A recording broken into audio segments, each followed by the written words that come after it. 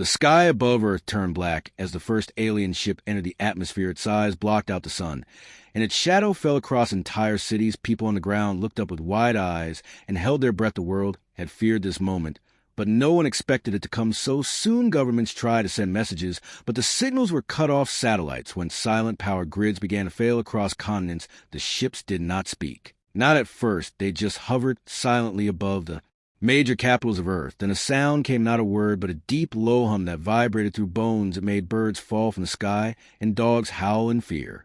Inside one of the alien ships, Commander Varix looked down at Earth with pride. He turned to his soldiers, all tall, strong, and fearless. Their armor glowed with silver light. Their weapons were sleek and sharp, like lightning caught in metal form. Varix raised his hand and spoke loudly. Earth will fall in hours. It is no shield, no power, no unity. We will take this world and bend it to our will. The soldiers cheered with deep roars. They had taken 100 planets before, and Earth was just another rock to them.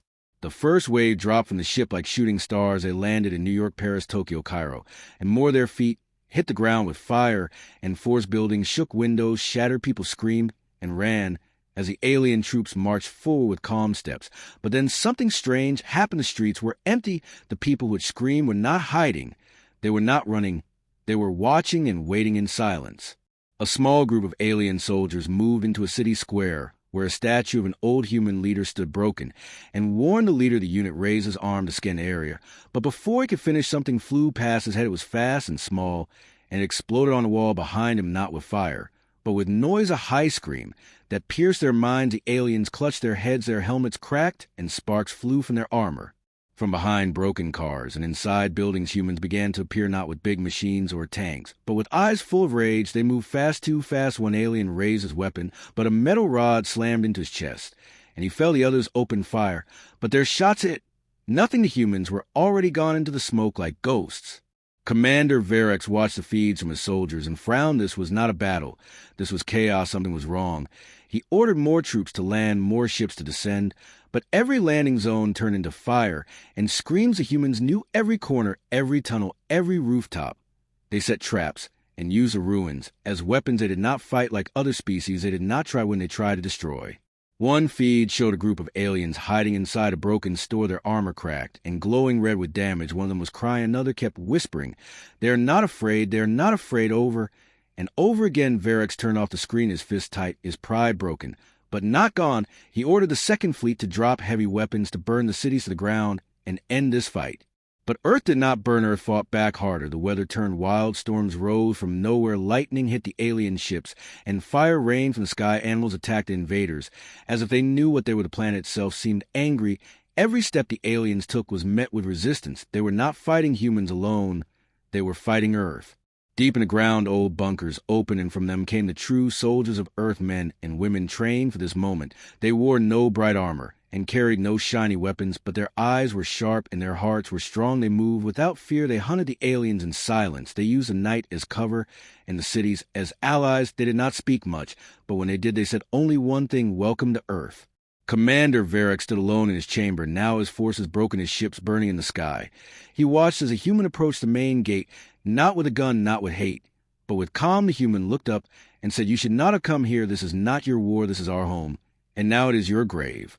In that moment, Varix understood Earth was not weak. Earth was not a target. Earth was a death trap, and they had walked right into its jaws without knowing, without fear, without care, and now they were trapped, and the screaming had just begun.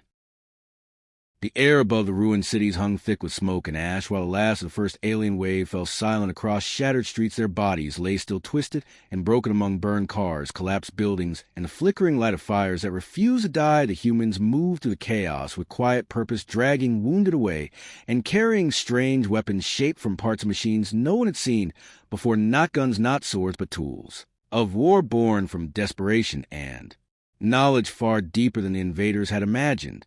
Far above the battlefield, Commander Varix stared at the reports coming in. His second fleet had been delayed by strange storms that made no sense. The clouds were not natural. The wind moved against logic, and lightning struck with perfect timing. His science team called it planetary resistance. But he knew it was something else, something deeper. Earth was not just fighting. It was adapting faster than any world had before. He turned toward his communication deck, where a message from High Command waited, glowing red with urgency. He opened it, and a pale blue figure appeared on the screen, eyes wide and voice calm, yet laced with concern. Commander Verex, you must withdraw. The figure said this world is not normal. We have seen this pattern before in records, long-hidden worlds that defend themselves without weapons, using instinct and evolution as armor. This planet is alive in ways we do not understand. Verex clenched his jaw and ended the call without a word. He turned to his remaining officers and ordered the final assault begin. They would drop the Scorcher units designed to cleanse entire zones, in minutes fire and gas and noise strong enough to destroy even the heart of a planet. He believed the humans would break, then crushed under the full weight of galactic power. The ships opened above the city's dark shapes, falling like meteors, each one a walking furnace tall and deadly, burning everything in their path. The streets turned orange, the sky red, but even then the humans did not run. They circled the machines using mirrors and smoke, redirecting flames back at the beasts, setting traps that collapsed buildings onto their metal heads, turning their own weapons into cages of ash and heat. In one city, a small group of children stood at the edge of a burning square, watching as one of the Scorcher units moved closer. The oldest girl, no more than 15, raised a small box in her hand. She pressed a button and vanished in a burst of light, reappearing behind the machine and placing something cold and sharp against its back. The device pulsed, and the Scorcher shut down. Its lights gone, its fire dead. She walked back to the smoke, not looking back, her face calm and her eyes full of storms. The aliens in the command ships watched these scenes with disbelief. One turned to another and whispered they should be screaming. Why are they not afraid? The other answered, because they were ready for us. And now they are not fighting to survive. They are fighting to end us. They are the storm, and we are the silence.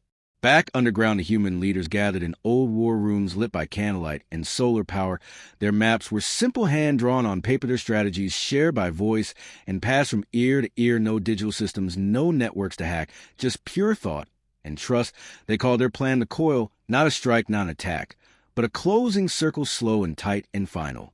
The aliens tried to escape back to orbit, but something had changed. The air itself seemed heavy. Their ships moved slower, engines stuttering, and controls flickering like the planet was holding them down, refusing to let them go. Some ships rose only to be struck by sudden wind or crashing debris dragged back into the fire below. Commander Verex stood in the heart of his command room alone.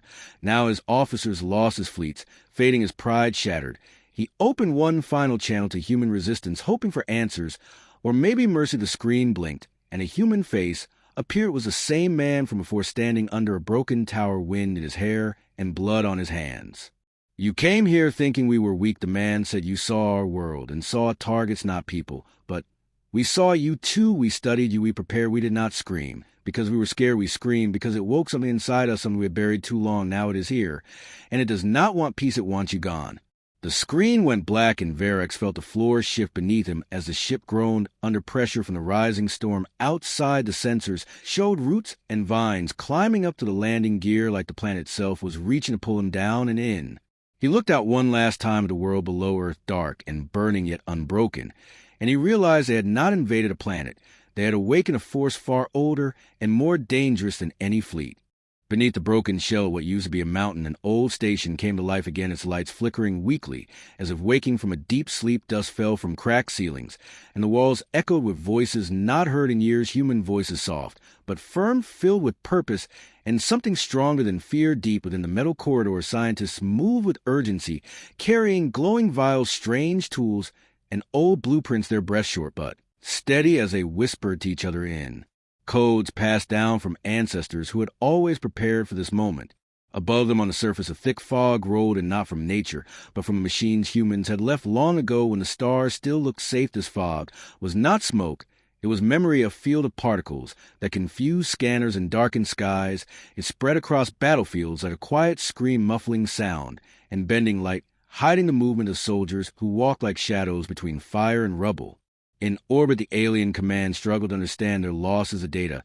Did not make sense. Entire divisions gone, but no signs of weapons, no blast marks, no radiation, only silence, as if the Earth had swallowed them whole. Commander Verex now in charge, after Verex vanished, paced in his command chamber, his long cloak dragging across the floor, as he studied the last transmission for his ground units. It was only 10 seconds long, a single view of a child standing in the middle of the street arms, wide eyes glowing and then static. He turned to his advisors, who stood silent and pale. None of them spoke, until one leaned forward and said they are not fighting to win, they are fighting to erase us. No message, no warning, only this cold determination. Like we are dust in their path, the Rex slammed his hand against the console and barked out a command, launched the deep scans, find their cities, find their hearts, and crushed them all. The order was sent, and massive probes fell from orbit screaming through the sky, but none reached their mark. Lightning danced in patterns no system could predict. Storm clouds shifted in impossible ways, and winds lifted whole forests into the air, trees bending, but not breaking, moving like arms of something watching, something learning. Each probe was struck down before it touched soil, swallowed by light, by wind, by stone that refused to stay still. Far from the front lines, in a small mountain village, an old man sat by a fire, his face lined with age and his eyes sharp with memory. Children sat around him listening to his words as he spoke of the first time Earth was attacked, long before the stars had names, when the sky turned black and oceans rose. He told them of a weapon hidden not in steel or fire, but in the heart of Earth itself, a pulse of rhythm of voice. So old no one remembered it yet. It never stopped calling, waiting for the right moment to wake again. He said, "This is that moment, and we are the echo, not the end, but the beginning." The children said nothing, their faces calm as they stood and walked away, disappearing into the trees, where others waited, dressed not in armor, but in woven suits laced with light and memory. Their movements smooth, their eyes glowing faint blue, like the stars now fading above. Back at the alien fleet, chaos grew. Ships collided, sensors failed, orders vanished into static. The stars shifted positions, and one by one planets in the distance blinked out, not destroyed, but hidden, as if the universe itself was closing its eyes, turning away from what was coming. Some whispered of an ancient warning, a tale once told to children about a blue world wrapped in green, that had teeth and claws hidden beneath its beauty, a world that remembered pain and never forgave.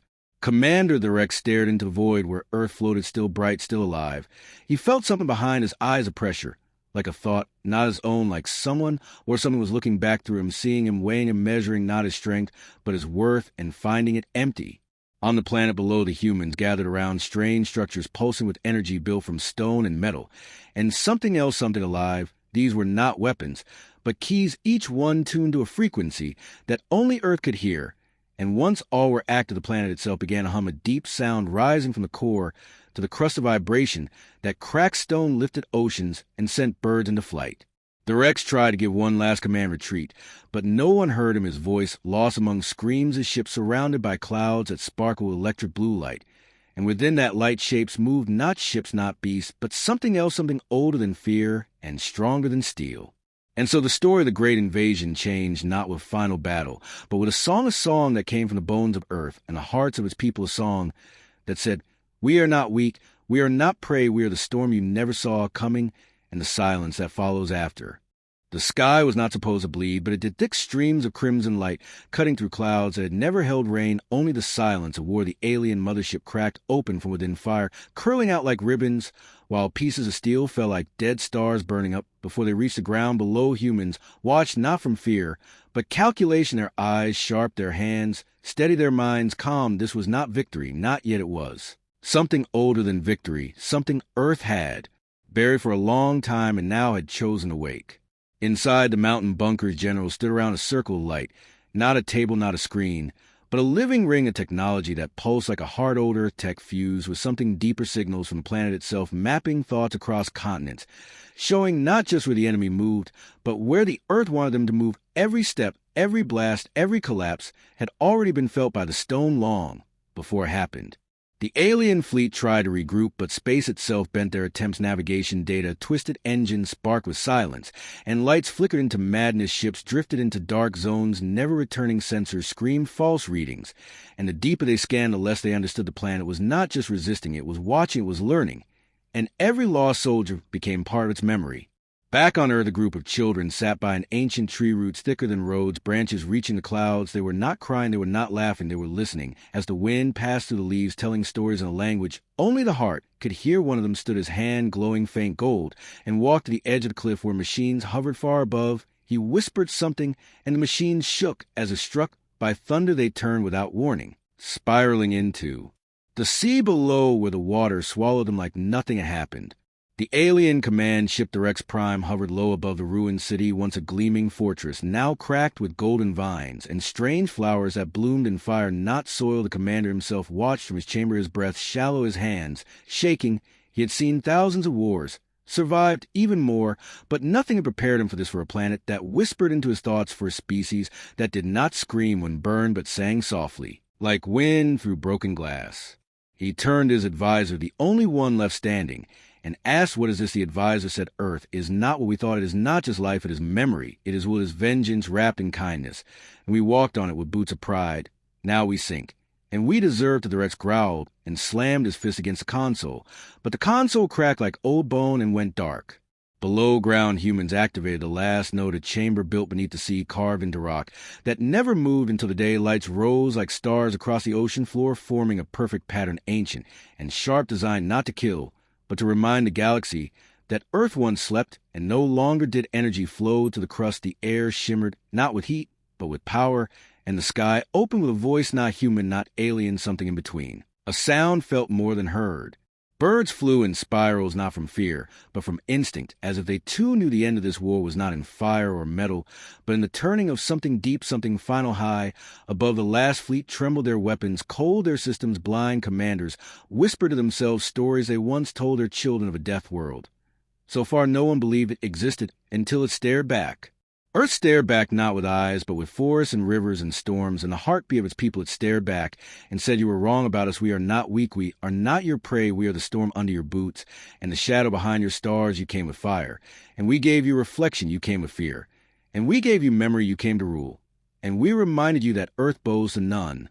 The Rex fell to his knees as the chamber around him filled with gold light, not warm, not cold, just certain, as if the universe itself had decided, and he was no longer needed. The stars outside blinked once, and went silent. The earth below pulsed once, and went calm. The war was over, but the story had only just begun. The silence after the fall was not peace. It was something heavier, something alive, like a breath held too long, with a pause before thunder. The ships in orbit drifted, without command, their lights dimming one by one, as the stars themselves were turning their backs on the invaders. Earth rotated beneath them, unchanged, and yet entirely different. Now a world that had revealed only a glimpse of what slept beneath its soil and sky.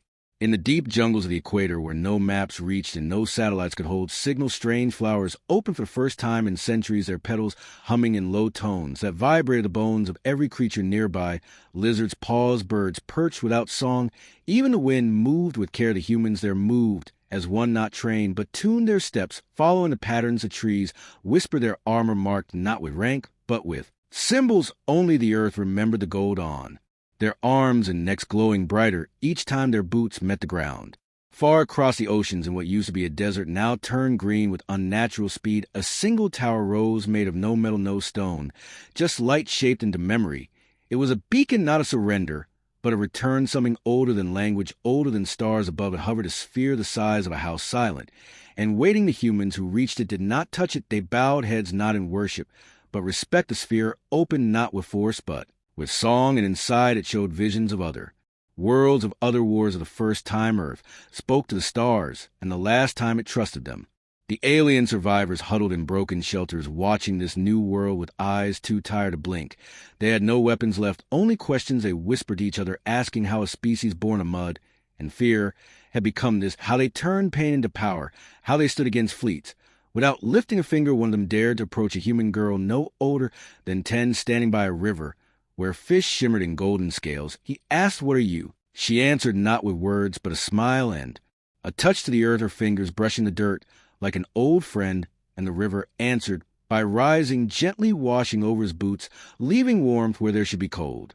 Back in a high chamber buried in the mountains, a council of Earth met again, not in person, but through the light woven from golden lines across the air, each figure standing within a pillar of memory, their faces marked by time. And trial, one of them, an old woman with eyes like iron, spoke first. She said a message must be sent, not of revenge, not of threat, but of truth. "We are awake now, and we do not sleep again." Others nodded, one raised a hand and said, "The stars will fear us." She replied, "Then let them fear only what they deserve."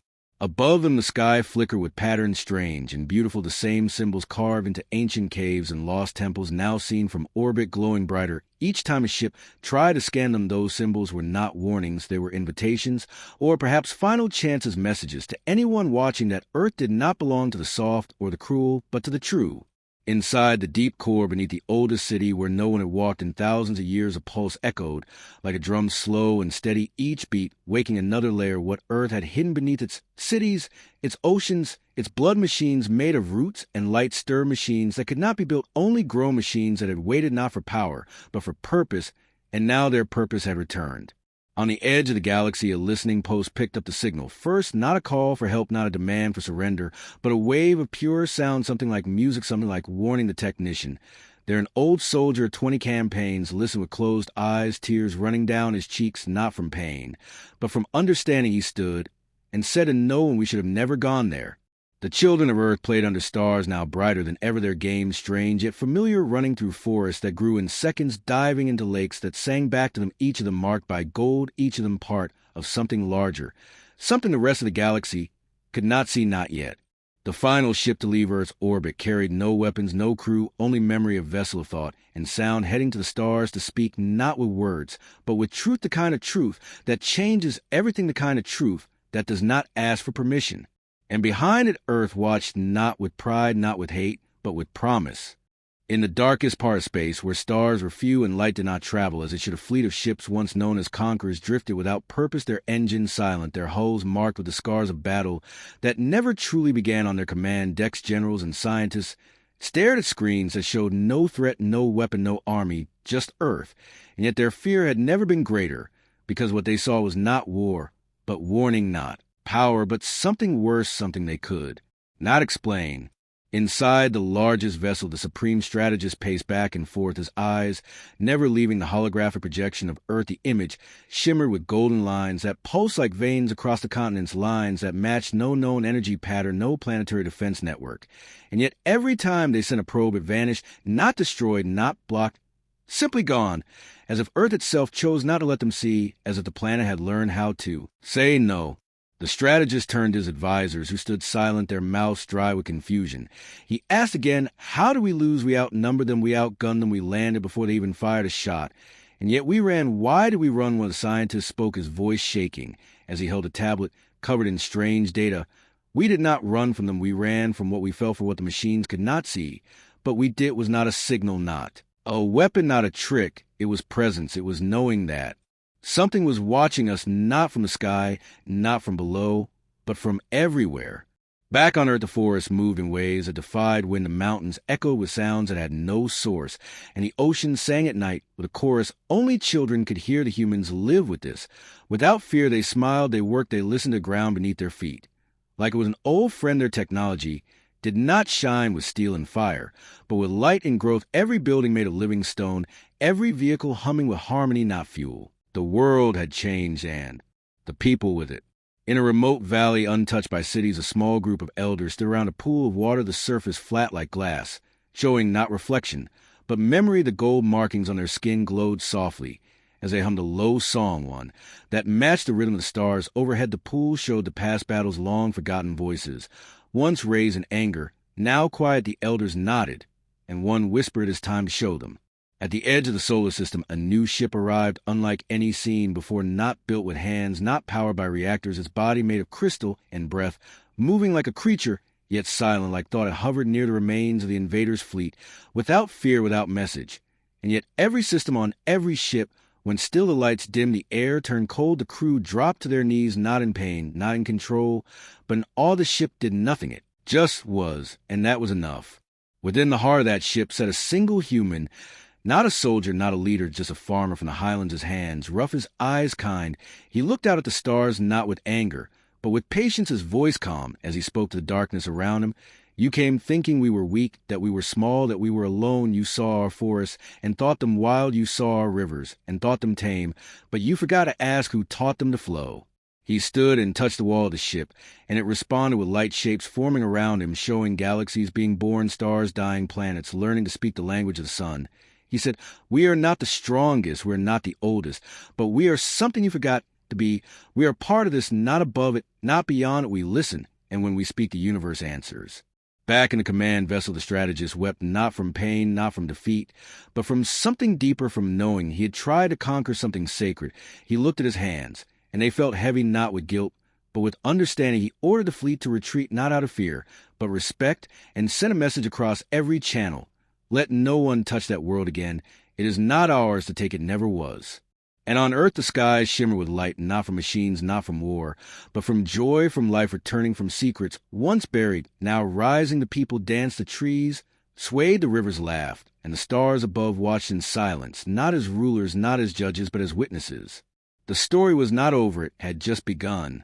The stars above Earth now glowed brighter than before, not because they changed, but because someone had begun to notice them in ways they never did before. In orbit silent, and still the last of the invader fleet floated like relics forgotten by time, untouched since the order was given to never return. And yet inside one small craft, a being moved alone, curious, afraid, and yet drawn to what they had once feared more than death. This creature was not a warrior, not a spy, not a ruler, but a learner, a seeker, one whose people always looked outward and never inward. It had stayed behind, hidden from its own kind, with one question in its mind: what made the humans different, what gave them strength? Without anger, power; without weapons, peace; without surrender, the craft descended toward Earth, not fast, not silent, but steady and open, as if asking permission rather than taking right. On the ground a child stood barefoot in a field of golden grass, watching the sky with eyes older than her years. Her hair moved gently in the wind, her hands covered in soil from planting morning seeds. She did not run. She did not scream as the ship landed nearby. She only smiled and whispered welcome, her voice soft, yet it carried to the air like a breeze, reaching ears not just on Earth, but far beyond. The hatch opened slowly, revealing the seeker, small by its species standards, yet tall to a human, its eyes wide with wonder, its limbs trembling not from fear, but from the weight of hope. The child stepped forward without hesitation. She offered fruit from her basket, something sweet, something grown, something shared. The seeker took it with care, unsure how to react. Its mouth tasted the gift, and its soul felt something strange, something called kindness. The child pointed to the forest nearby, where elders waited, not with guards, not with weapons, but with open arms. Their faces calmed, their hearts. Still they knew what this visit meant, not a second invasion, not a trick, but a question. And they had an answer not in words, but in stories. They led the seeker into the woods, where trees whispered tales, and rivers hummed songs of ancient times, before cities, before walls, before space knew war. They showed how Earth once screamed from pain, but healed not through might but memory, how every wound became wisdom, every fall became growth. The seeker listened to these living echoes, walking paths made of song and stone, where each step lit the ground, not with technology, but truth. It saw the gold in the mountains not as treasure, but as thread binding all things together, not just humans, not just Earth, but life itself.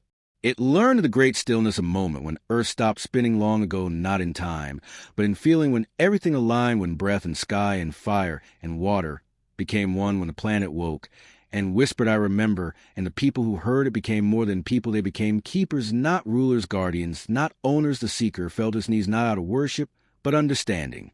In the heart of the forest, a mirror pool waited its surface, smooth like calm sleep, showing not reflection, but essence. The seeker looked and saw not itself, but many versions of itself, ones who fought, ones who feared, ones who ran, but also ones who stayed, who asked, who cared. It reached out and touched the water and felt a warmth that was not heat, and a sound that was not noise, a pulse that matched the rhythm of its own heart. The elders spoke then one by one, not in language, but in feeling. They offered no demands, no conditions, no threats. They offered only truth and choice. The seeker stood and bowed, not because it was told, but because it wanted to promise to carry what it learned, not just to its people, but to all. It would not bring maps, it would not bring samples, it would bring silence and story, the kind that moves stars. As the ship rose into the sky, the child waved goodbye. Her smile unchanged, her spirit bright. The seeker looked down, and for the first time in its life, it felt small, but not in fear and awe of what grew below, a world that needed no conquest to matter, no war to shine, no throne to be remembered. The golden fields shimmered under morning sun, not as warnings, not as weapons, but as a message. The stars watched and whispered again something they had not spoken in eons, a new song, a new page, a new beginning. Across the galaxy rumors spread, not defeat, but discovery, not of monsters, but of miracles. Some doubted, some feared, but others began to listen, not with ears, but with hearts, and that was how it always began.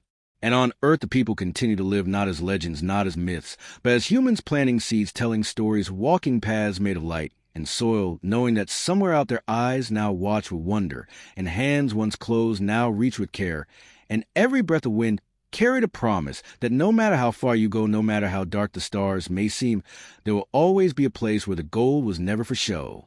It was the secret and the soul of Earth.